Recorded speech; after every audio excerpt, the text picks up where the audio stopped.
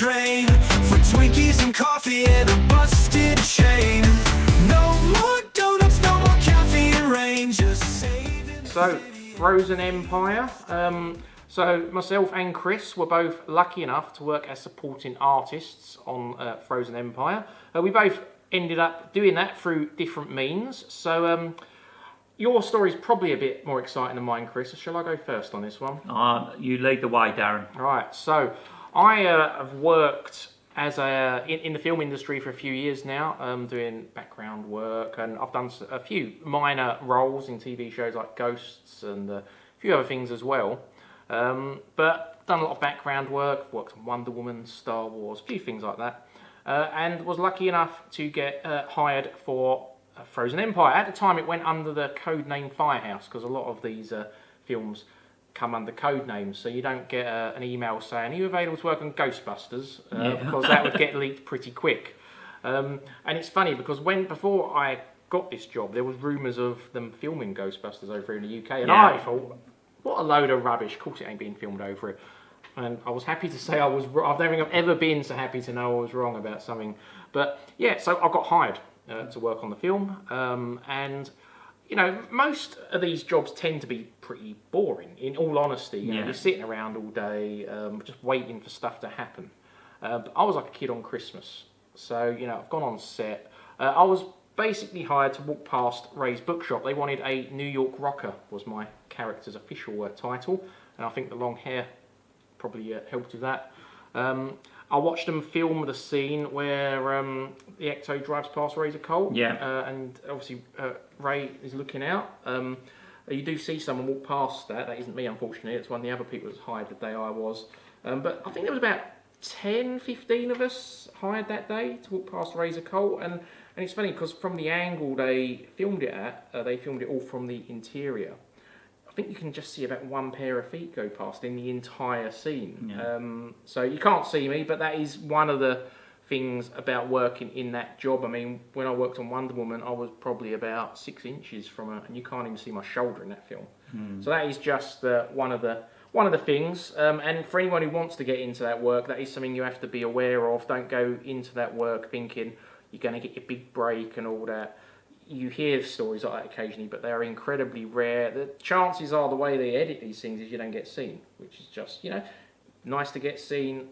You don't always. Just take it for what it is. And I mean, looking up at that Firehouse set was like amazing. Looking up at the Razor Cult set, absolutely incredible. And I think being on set, I actually was slightly disappointed in that you don't see the exterior of Razor Cult in the film, because they've done an amazing job of building that set. Yeah, they did. That's absolutely incredible. Yeah. Yeah, and yeah, absolutely incredible day. I've got my production pass, which is one of my most prized possessions, and it's not really anything special to look at. It's basically a white pass. It says temporary pass, Firehouse production from stage 50, and I did actually get that signed by Jason Reitman.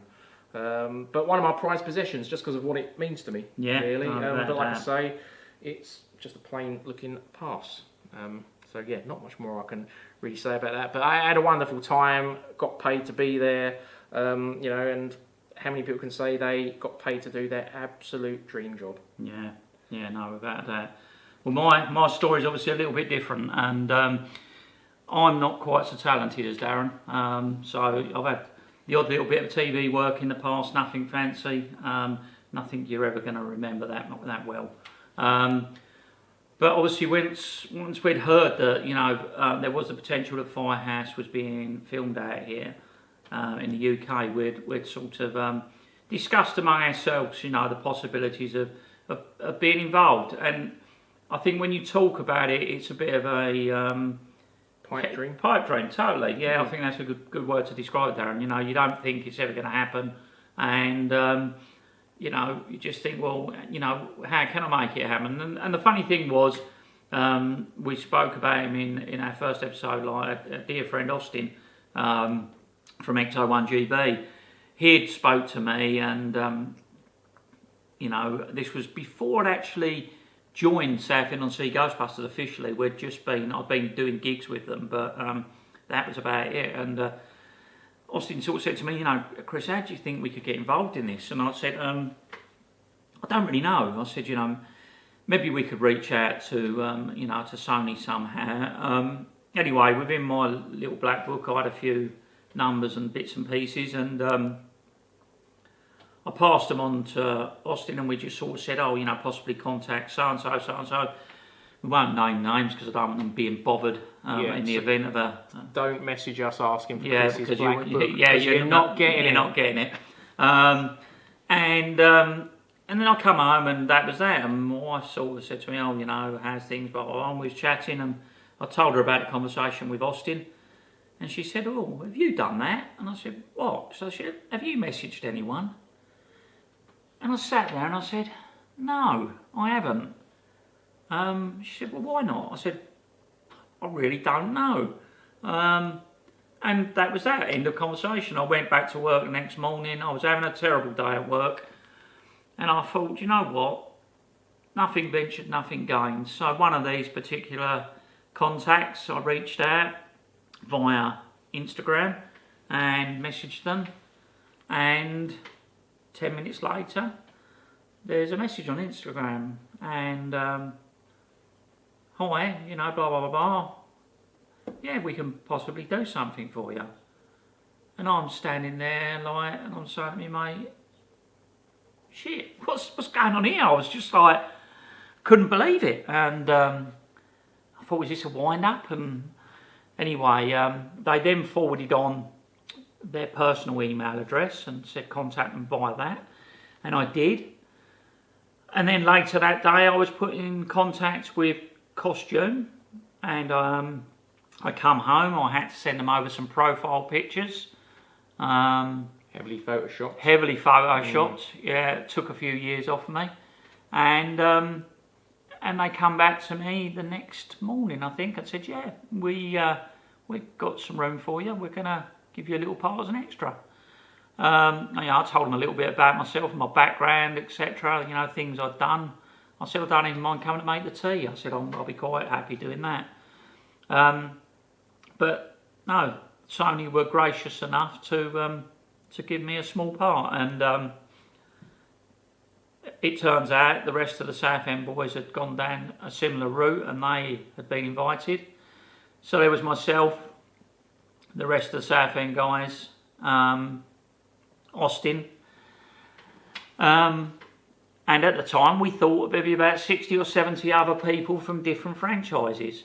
So we then are given a date to turn up for costume. I think obviously something similar happened to yourself, didn't it? Yeah, you have to go to costume first.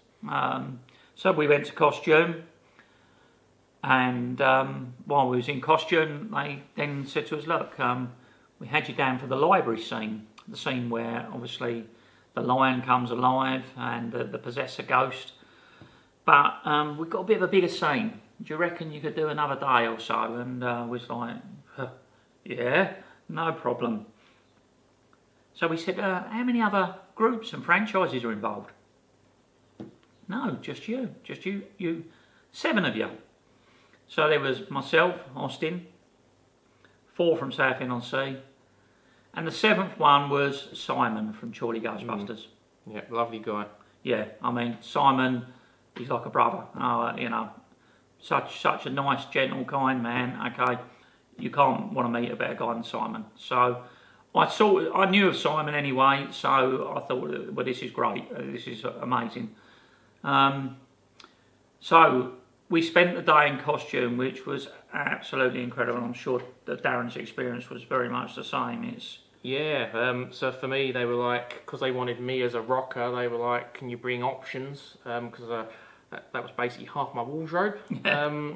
And when they ask you to bring options, they'll have their own stuff as well. So some people, they'll change their outfit completely and give you an outfit to wear. For me, I ended up wearing my own stuff. So, which I actually really liked, because now I've got to keep my costume from the film, which, you know, I've kept in a box separate and I don't really wear it anymore. Unfortunately, because my experience was slightly different, is I know you guys got a picture outside the firehouse which you got to keep after. Unfortunately, I didn't get to keep a photo of myself because I was a paid extra. It was a slightly different thing, and they lock your phones up, which I think they locked your phones up as well. So it would have been someone else who took that picture for you, Yeah. and forwarded it on. Unfortunately, I wasn't that lucky. But it was still an absolutely great experience. Yeah, it was for us. Being in costume itself was absolutely incredible because the ladies were very, very kind to us in costume, and as a lot of you know me quite well, and obviously this story will link in later on. Is obviously I have an extensive tattoo sleeve, Ghostbusters sleeve, so it's quite well known there.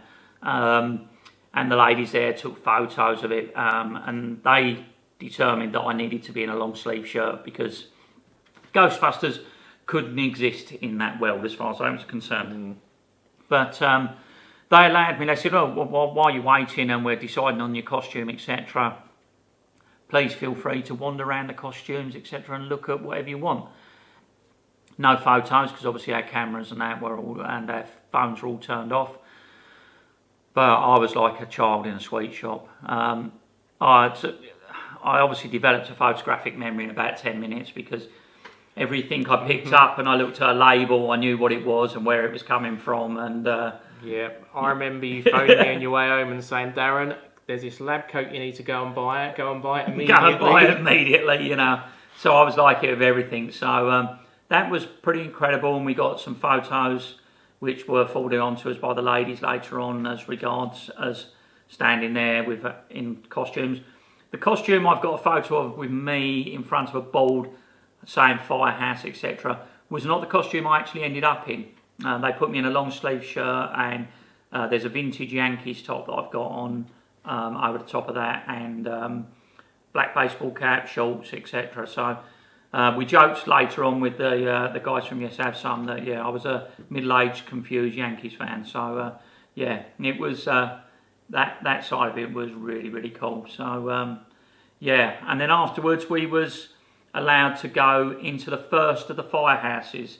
So for those that aren't aware, where costuming took place at Winnersh in Reading, there was a firehouse built there for interior shots, and there was also the exterior. There was Razor Colt was on one of those. No, Razor Colt was actually on the other one. So, there was the other one. So we had New York Public Library, later on Melody's Diner, and the Underground Laboratory, which I didn't actually get to see, but I believe Austin did, didn't he? So, I believe so, yes. Yeah, because Austin went to costume a couple of days after us. It was all there, it was all going on, so that was a pretty incredible day, but nothing really preparing us for what it was going to be like to be on set. No, and it's weird, because obviously I've got a lot of experience being on set, but not I guess the closest I ever got to that experience was Star Wars. That was Rise of Skywalker, which I guess turned into the film not many people liked, so we won't go into that. But this was just a whole new thing for me, and even when I wasn't in a scene, I was sat behind the firehouse watching a scene inside Razor Colt, and it was Podcast, Phoebe, Ray, and it was on a screen. I couldn't hear the dialogue, so I'm just sitting there and they're talking about stuff in the shop, and I'm like, what are they talking about? And you're just trying to figure out and make things up in your head. And then I did get to see the bike as well on the set, and just learning little things, the things that didn't happen on the day, but you just pick up little things from bits that are about. Like I knew Slimer was back, obviously long before he was in the advertising. Little things like that really, and it's just like. And I would say I knew some stuff, but not enough to spoil the film for me either, which is good. Yeah. Because wouldn't want that either, really. I wouldn't want to have known the whole story. Yeah. Yeah. I mean, we went into, I've never had the experiences that Darren's had with, large scale films and that, so we went into it quite green. We got there and everyone was absolutely lovely on set, and by then we'd sort of, maybe it's just slightly our personalities, by then people were sort of getting to know us, and they were bouncing off us, and they couldn't believe we was actually doing this and not getting paid. That was the other thing. You know, we was the wacky super fans, like, and people just wanted to hang out with us and that. Yeah. So that was quite nice. Yeah, so, I'd like to point out, I actually one of the few jobs I would have done for free, but I wasn't going to turn down the money. No, I don't blame you. I don't blame you.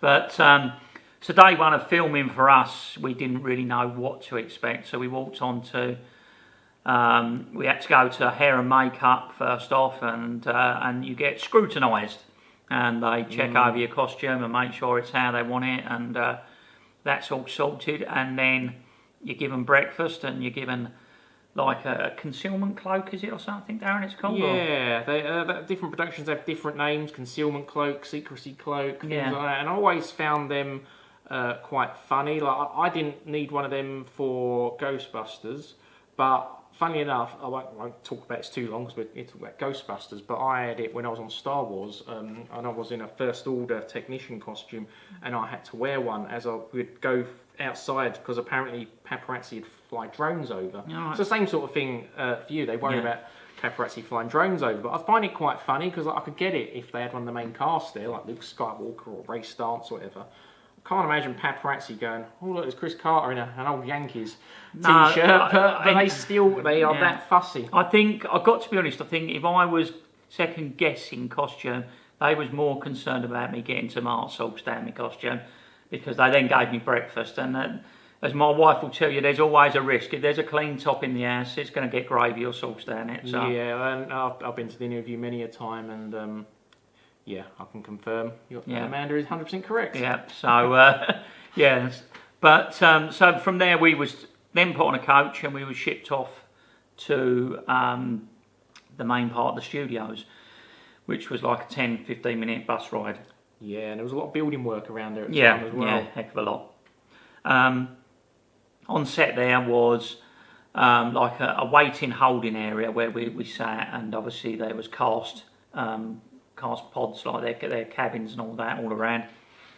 And on top of that there was another firehouse for interior shots, plus all the external bits and pieces. There was a New York street scene area, just as if you was back in, hook and ladder in New York. Insane. I mean, when we were in New York last year, I mean, I've done a little video with James, and he was comparing the shot of the set to the actual street, like showing like how close it was to like the little pothole next to a sewer cover and all this sort of stuff. And it's like the detail that these prop guys go into is just it's insane. And it's details really.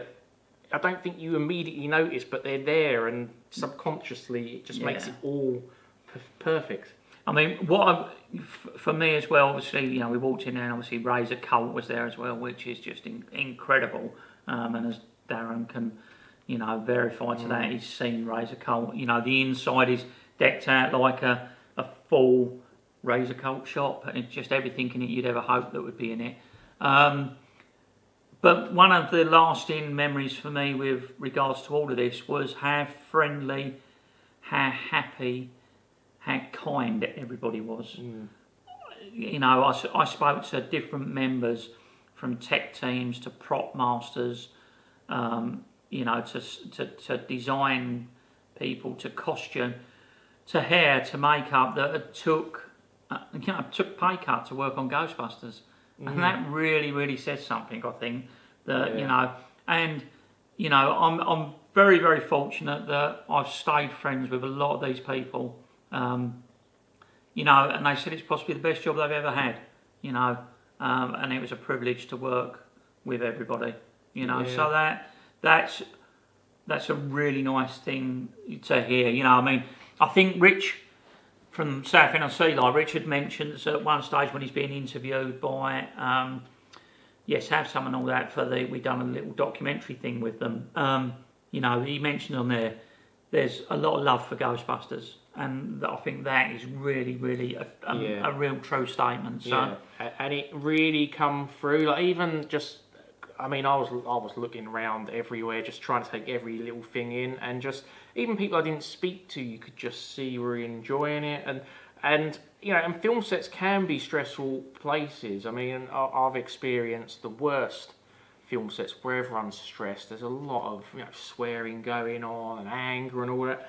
There was none of that on this. No. It was all really nice, friendly. Everyone did genuinely look like they're enjoying themselves. Yeah, I mean, they made, obviously we saw Gil come over and spoke to us, Jason come and spoke to us, and that. They made a real conscious effort as well to make sure that as little as our parts were going to be in this, we was going to be seen. And even at the end of it, when we'd finished filming and we'd gone, was getting prepared to go home, and Gil said, "We've got some great shots of you guys. You are going to get seen. You'll all see yourself for a little bit of time on the screen." And you don't know. As Darren's testified, you really don't know how that's going to work out. Yeah, you never do for sure, because I think the best example for me is Wonder Woman, where I was 6 inches from Wonder Woman in this scene. Like I said, you can't even see my shoulder, and yet I was thanked massively by the director on that one. But ultimately, it's down to how they edit it. They might do reshoots, things change. They might cut the scene completely. Yeah. So you can never be 100% sure until that film is in the cinema. And I mean, sort of on topic, but a completely different film. I remember speaking to this lady who had worked on the film about Freddie Mercury or Queen. Right, yeah. And she had like a little scene dancing to some music, and she was told that was one of the main bits in this certain scene. It was completely cut. Yeah. And she didn't know till she got to the cinema. So again, if you ever do that sort of work, just lower your expectations. Yeah, lower your expectations, definitely. Is very important. I mean, for me, we'll go back to the issue with the tattoos. So on the first day of the filming, we'd been positioned outside just outside the firehouse. We was in a great location, me, Simon, Rich, one side, Kieran, James, Oz, and Alan on the other side. And, we're looking at each other going, wow, this is amazing.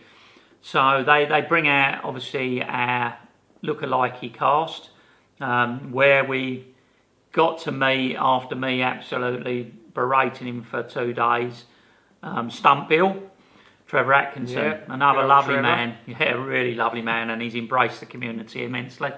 So we love you for that, Trev.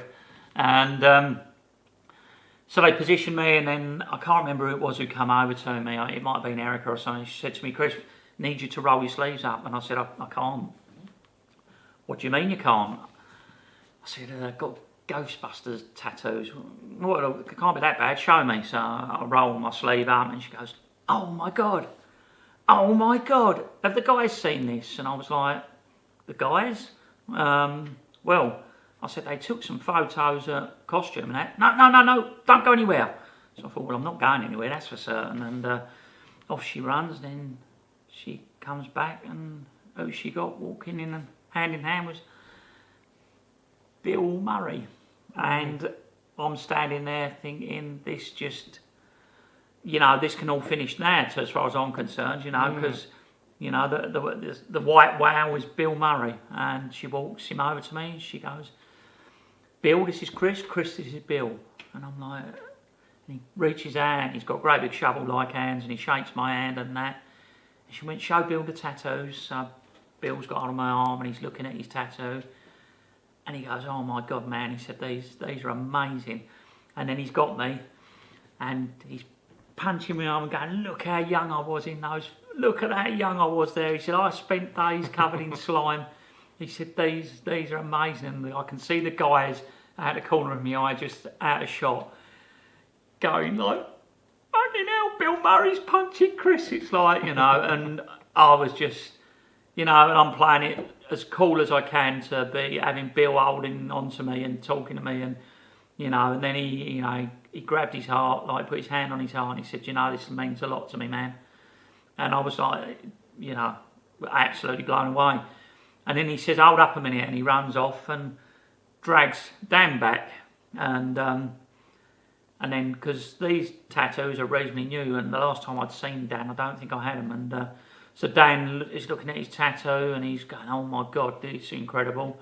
So he goes and gets his daughter, who was also on set, brings his daughter over and showing her, and then they go and get Ernie. And Ernie, if you've had the chance, don't get me wrong, Bill and Dan are lovely guys, absolutely amazing. But Ernie's just a different animal. He's I think you've met Ernie before, and you've had some interaction with Ernie, haven't you? And yeah, you've got a little video of him actually. He sent me after watching one of my videos. So yeah.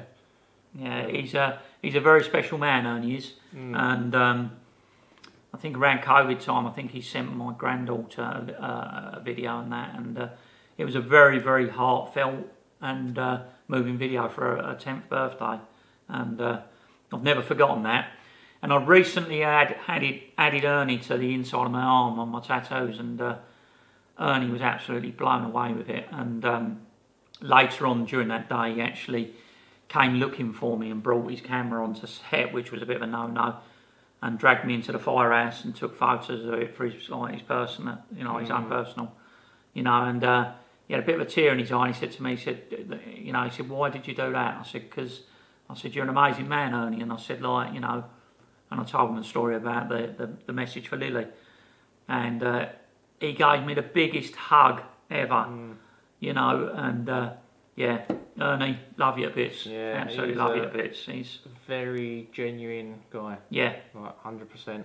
Yeah, and, nothing but nice things to say about Ernie. And also, how on earth is he in his 70s? I don't know. Like yeah, I think the next Ghostbusters film has to be them like finding the fountain of youth or something, just to explain. I think Ernie's got it in his basement. I think because the guy looks absolutely incredible, But in all fairness, all the guys were done really, really well. It's very.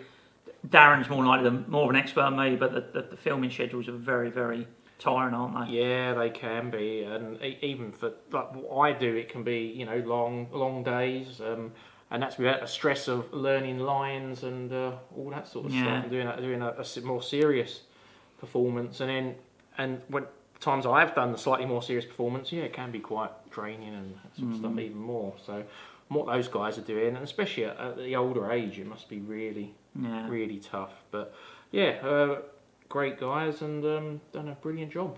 So off the back of Ernie dragging me into the firehouse, which I wasn't expecting, to be greeted by the whole cast in the firehouse. So I'm standing in there, and there's Ernie, there's Bill, there's Dan, there's James Acaster, there's Logan Kim, there's McKenna, there's Carrie, there's Paul Rudd, there's absolutely Kumal, there's everyone in there. So they're Ernie's going, have you seen Chris's tattoos? And so they've got hold of me and they're clucking over their tattoos, and Annie looks and she says, are you going to get me added, sweetheart? And I said, yeah. And she says, don't go getting it done on your ass. So I said, no, I won't, Annie. So anyway, the next thing, and this ends up as being, most people know this story now, but Paul Rudd grabs my arm and he looks up and down and he goes to me, he's a fucking sick man. He said, but where am I? And I was just trying to be cool and calm, and I just said, I've got room on my arse for you, Paul. So he looks and he goes, get me a pen. And I think at the time, it was James stepped forward out of the shadows, James Riches from our lot in Southend, and produced a pen for Paul, who then bends me over in the firehouse, to much laughter from everybody else, and proceeds to draw on my back. And then says to me, go get that tattooed. So I said, all right. I don't know what I've got on my back or anything, but I've said, all right. And I've got, in Paul's words, I've got this terrible stick figure-like picture of Paul on my back. I believe he called it tramp stamp. Yeah, tramp stamp. Yeah. A couple of times, I've been called tramp stamp guy. I think Finn called me tramp stamp guy at the premiere. So yeah. So Chris's social media is now changing from Spirit of 84 to tramp stamp guy 84. You can follow him. But so like as I promised him, and the next day when he saw me, he said, I said, Paul, I will get it done. And so lo and behold. Yeah, and then there is a video of Paul actually talking about that, which went viral. Yeah, it went viral just before the film came out. So Chris's face isn't famous, but his tramp stamp is. His tramp stamp is, yeah. So So yeah, that just added to the whole experience, and I think that's something I think you laugh and joke about it. It's a tattoo, but I think anyone in my situation would have done the same. Oh yeah, I mean I don't really do tattoos myself, but I would have done them. Yeah. So and it's it's sort of made a name for me as regards that. And then later on, I signed over the rights to the tattoos on my arm to be used on the Light 'Em Up podcast that they program they've done, which I think went out on Peacock and Hulu in America. Like that, yeah. And on there, Dan talks about fans with amazing artwork, and he's talking to Bill, and then the next two screenshots are my pictures of Bill and Dan on my arms. So I'm very proud of that. I'm very proud of Joshua Watson, Tattoo Club 27, who done these for me. So and continues to do them for me. He's done Annie since. So. The last of the petty cash went down the drain for Twinkies and coffee and a busted chain. No more donuts, no more caffeine rain, just saving the city and feeling the strain. Ray's got a plan, but it's held with tape. Egon's experiments always misbehave. Venkman's flirting, but it's all escape, while the bank account looks like a dried up lake. The last of the petty cash went down the drain for Twinkies and coffee and a busted chain. No more donuts, no more caffeine rain, just saving the city and feeling the strain. Ray's got a plan, but it's held with tape. Egon's experiments always misbehave. Venkman's flirting, but it's all escape, while the bank account looks like a dried up lake. The last of the petty cash went down the drain for Twinkies and coffee and a busted chain. No more donuts, no more caffeine rain, just saving the city and feeling the strain. Janine shouting, the budget's toast. Ghost traps buzzing, but we're broke the most. No time to worry when there's a haunting post, but who knew fighting ghosts cost a ton of dough? Take